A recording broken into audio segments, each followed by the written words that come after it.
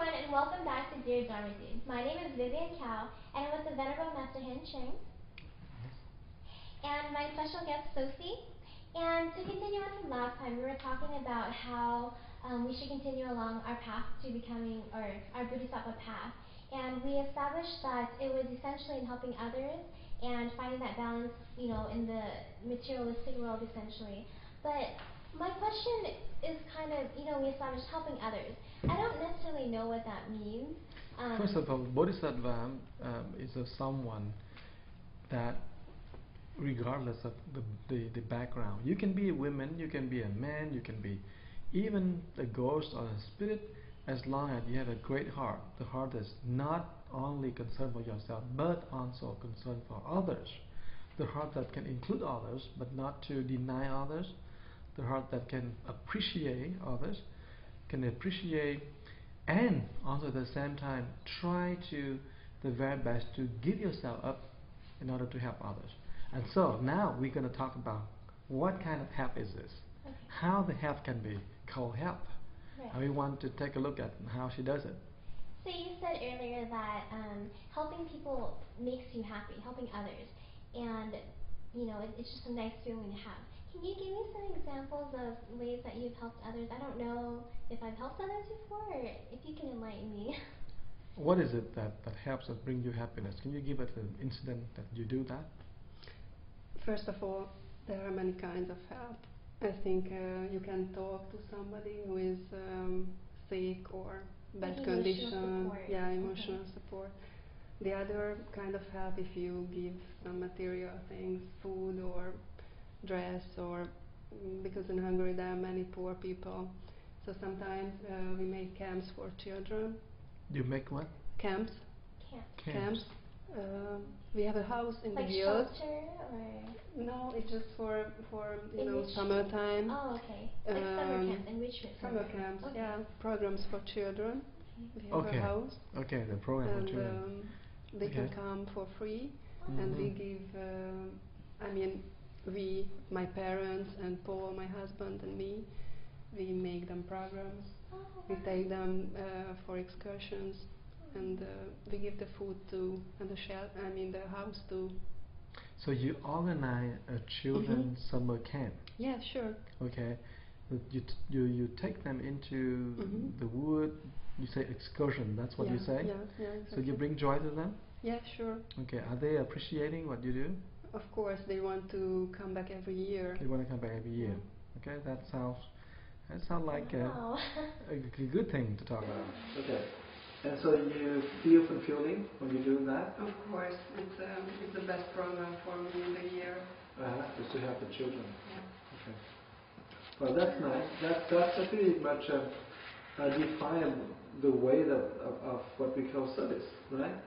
So Bodhisattva will do service, but can you do service without claiming to be Bodhisattva? What do you think?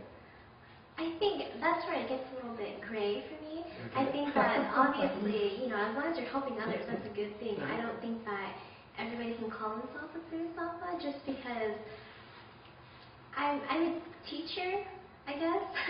I'm a teacher, and I think that through the feedback that I've gotten, I've helped a lot of students along their academic paths, their spiritual paths, and getting closer to their parents, that kind of stuff. But I think that I would never consider myself a Bodhisattva. Maybe I'm on the path, but I'm not yet, or not even close, because I get frustrated. And like my intentions there, my heart's there, and you told me like the heart. Frustration. Frustration, like sometimes you just want to help somebody so bad, but that person doesn't necessarily want to let you in. Okay, I understand that. All right. And other people just don't appreciate it. Like you did a good thing, and they're just like, oh my gosh, why am I here? Okay. So there's the other aspect. My intent is there. I have a good heart. I think I have a good heart, and sure. I just want to help. But I think that condition has not. When I get done, I get done. Well, actually, the interesting part of the Bodhisattva concept is this: a Bodhisattva is a great being. But we wouldn't want to have any claim or any label on it. No, I think but we need to sort of understanding that is the direction to go, to become greater than ourselves, to to be of service, and especially to continuously give and bring joy to others. Because that's how the world can be a better place for us. However, what you try to say is it's very interesting, because sometimes you try to assist, but they refuse. Yeah. You try to open, they try to close. Yeah. You try to slip your hands out, and they said, no, I don't want it. Or I don't need it. I don't need it. Yeah. Right. Good. So actually, service or help really have to be very skillful. So in the Buddhist practice, we always say, yes, you have a great heart, but you need to practice what we call skill in means, meaning experience. We find ways to do things that can be acceptable. We find to do things that not only acceptable, but it's really, really well-rounded. People really desire to have it. So sometimes we need to wait for the timing. Sometimes we have to wait for the opportunity to come up with. And sometimes we have to do a lot of steps preparing for the person to open up. So that is how we become more and more mature. And so Bodhisattva is not only the person who has a great heart, but also the mature being. Right. It's a very mature being. And so any time that we practice Buddhism like what you do now, you practice Buddhism, actually you not only become more and more understanding in Buddhism, but you become more and more mature. So actually it's a process that becomes more and more mature, and that process we call evolving. So Bodhisattva is actually a person who is evolving, because we become more mature. Emotionally, socially, intellectually, and spiritually, we become more mature. So in your case, what you say is very interesting, because you start to see people's frustration, you start to see people's problems, but that doesn't mean you don't have a great heart. It means that you need to develop experience, skill means, and timing.